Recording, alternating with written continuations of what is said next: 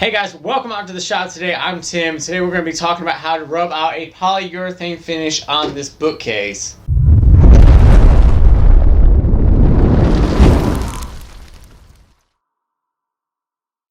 The final outcome of a finish can really make or break any project. If you have any kind of weird flaw, runs, drips, the little orange peel, it can really destroy a project.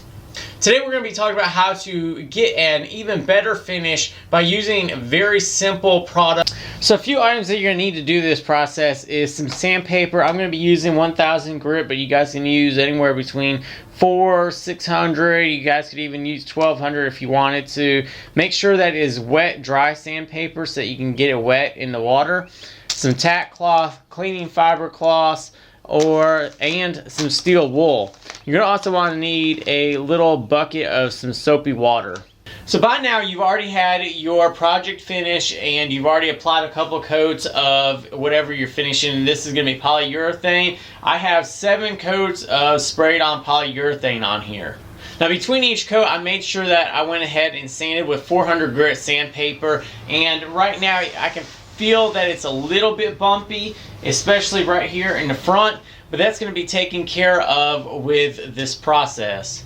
So right now I have a 1000 grit sandpaper and a little piece of 2x4 that I'm going to be using as a sanding block. Before getting started putting in this paper on this, I'm going to go ahead and get it wet in the soapy water.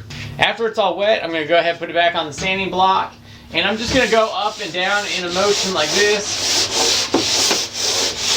This has no pressure put on it whatsoever. This is just letting the wood and the paper just do its own stuff.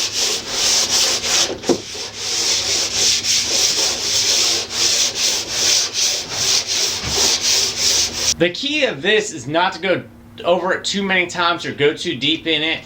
When you're doing this, you don't really have to worry about going in the direction of the grain because you're just sanding over the clear finish, not the actual wood. So you could even go like this with it in a circular pattern, and it doesn't matter because you aren't tearing into the grain structure. You're just going over the clear finish. After you've gotten this done, I'm going to go ahead with some tack cloth and just go and wipe over the whole entire side. This just cleans up any of the dust that has came off while you were doing the sandpaper. After you've gotten your surface completely clean, you can take your steel wool and dip it into the soapy water. This helps cut down on how much the steel wool is actually cutting into the material. And you're just going to want to go over it just like you did with the sandpaper.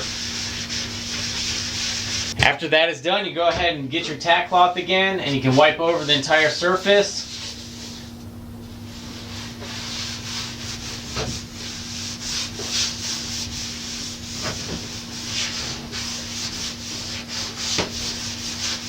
As an added thing, if you wanted to get it even more of a shine on it, you guys can use some paste wax with some of the steel wool.